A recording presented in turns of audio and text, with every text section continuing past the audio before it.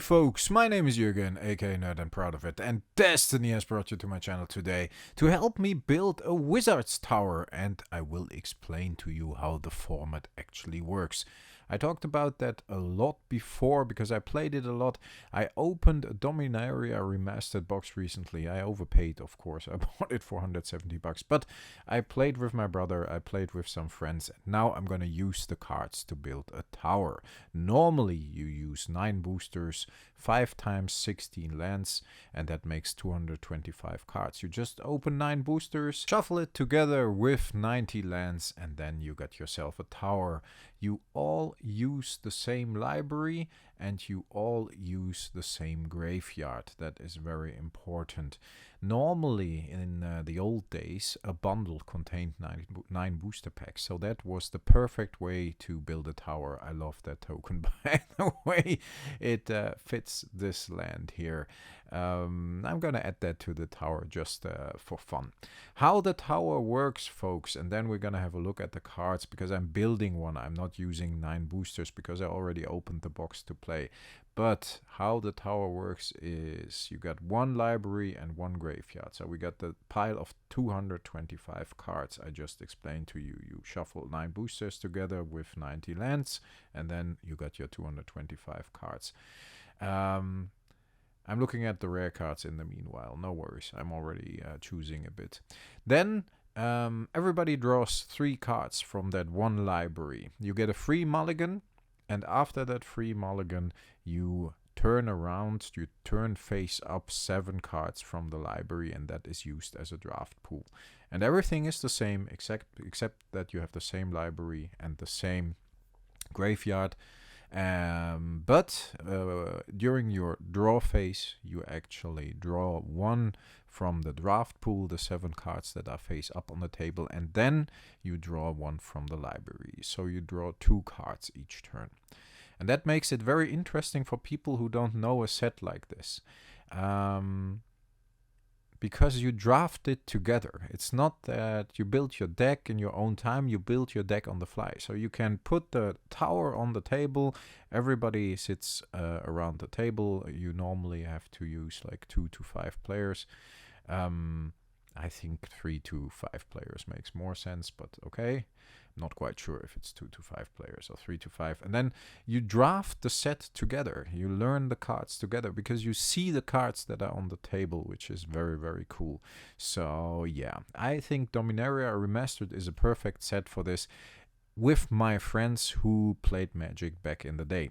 Because there are cards in here like Spirit Link or like Wrath of God or a Sylvan Library or a Terror, Howl from Beyond. Cards they know from back in the day, and that might enhance the fan maybe they will be fans of mine. The fun factor. Let me cut off the video for a second here. I will sort the cards and I will be back to explain to you how. A very short time for you, a very long time for me. I've been sorting the cards, folks, and it probably took me about 3 hours, so that video might be up a bit later today, but we'll see. Maybe I make my usual time. I did not use 9 boosters, obviously, because I already opened the Dominaria Remastered box, and I recognized in the past when we used to play Tower, the problem sometimes was that some cards are not usable at all, and if you have to draft those or if you draw those, that's not fun because you're a card short. Like, oh, sorry, bumped into the camera here, all good. Cards that like have synergies with certain things, I don't know. Cards that manipulate the graveyard, which is very difficult if you only have 1 graveyard. But what I did is I looked at the cards of every color and I tried to find a balance. So I at least want to have like around 15 creatures and 5 spells. I want to add spells that remove creatures. Like the Wrath of God here is perfect for a game like this. I'm very happy I pulled this one. But I also want to add some rare cards. So what I did is that I normally try to add like 3 rare cards per color.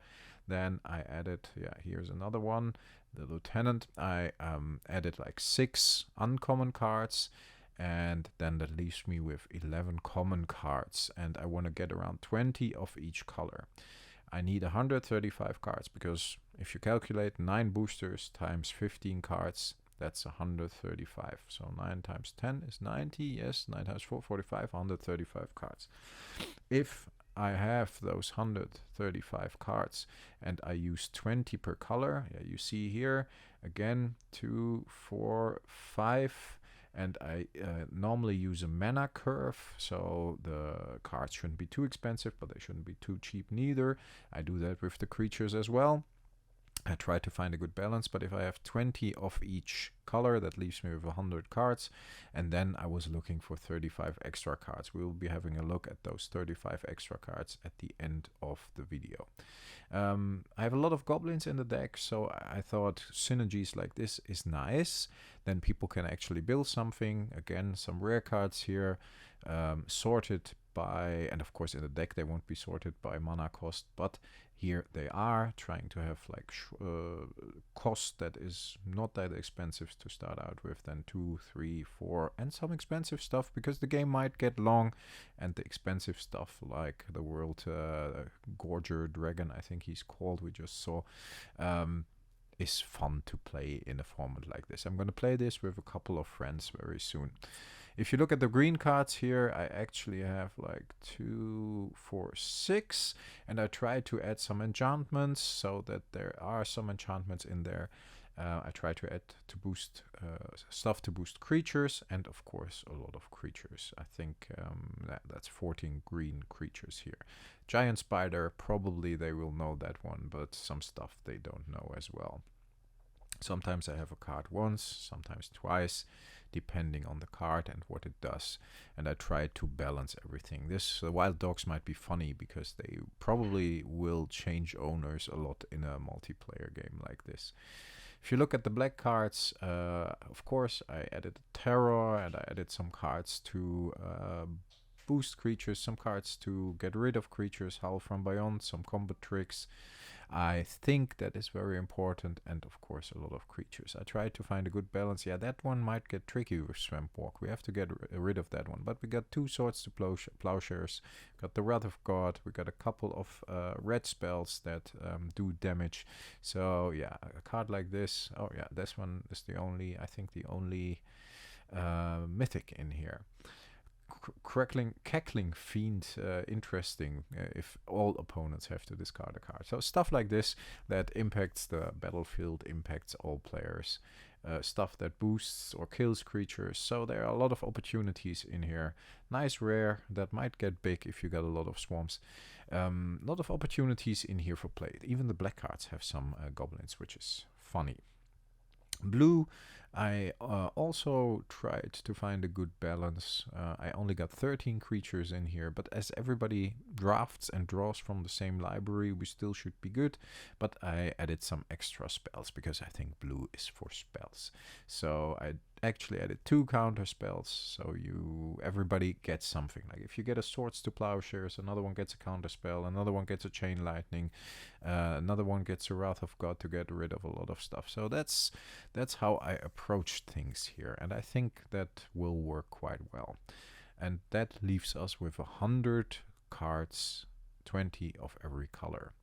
And yeah, I already put that one in here because I really like it. The foil counter spell, that means I need to remove a normal one. I think, yeah, some expensive stuff here with blue, which is nice. Yeah, if the Denizen gets on the battlefield, I think that would be pretty fun. And I think if people see it, like, ooh, they might draft this one. I think it's the strongest creature in the tower. Let me know in the comments, folks, please, if you understand the concept of a tower. It's 1 library, 1 graveyard, and then you play with 3 to 5 people in best case scenario, and then you draw all from the same library. You start out, like I said in the beginning, with 3 cards, and then you have a mulligan. You can exchange those 3 cards for 3 new ones, and once it's your turn, you draw 1 from the 7 cards. You turn face up from the library, and they leave. They stay on the table. They are left on the table as like like a draft pool for everybody to see, and then you draw one hidden. Artifacts are some of the cards I added for the 35 extra cards, because of course everybody can use these even if there's nothing from your color on the table. If you specifically search for a certain color at a certain point, maybe that's evident, that's nice, but yeah. Then you have some artifacts, Triskelion, pretty cool. Icy Manipulator, they probably know that.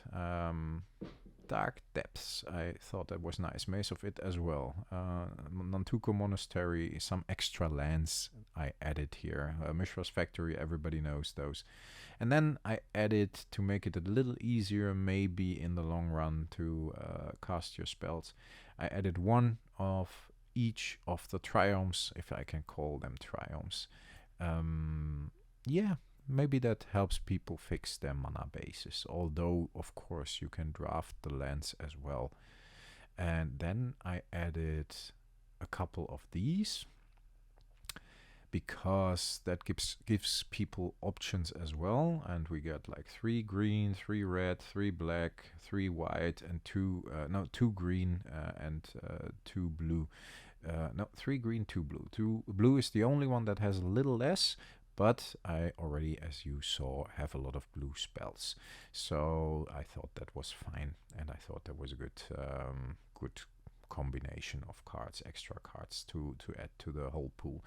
Then we got the gold cards. I added some heavy hitters here, like the Rift, the Awakener, or like a big counter spell, as you saw, Solkana, the Swamp King, these kind of cards. I recognize that all of these are either rare or uncommon. Same goes for some of the lands and some of the artifacts, but most of the artifacts are uncommon as well. And then, of course, you got like 99s. But the gold cards, I think they add like the little unpredictable factor, and I liked to put them in there. I might leave out 1 or 2 that are a little bit too strong. But overall, we should be pretty good, and I'm looking forward to the tower. Again, let me know in the comments if you understand the concept of a tower, if I explained it well, or if I should explain it better.